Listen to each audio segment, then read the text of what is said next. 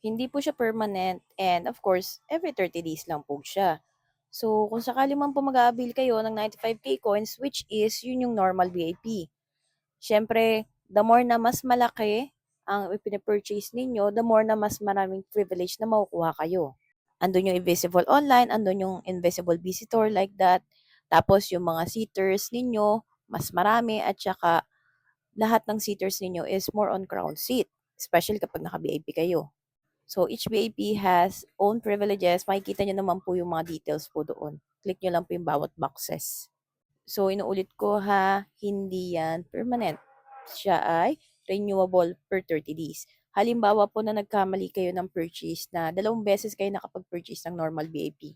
So mangyari po nun, instead of 30 days, magiging 60 days po ito. Hindi po doble ang makukuha ninyong 3-5 coins.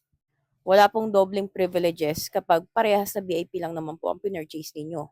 Pero kung ang pinurchase ninyo is normal VIP tsaka super VIP, yan, 2 beses nyo makukuha yung coins at saka yung mga privileges. Sabay nyo makukuha.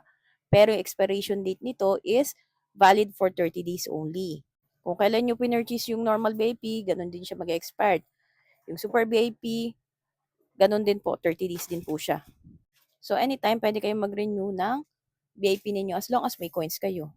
Wala din pong free VIP ha, kaya huwag kang maniniwala kapag may nag-message sa inyo na may pa-free VIP.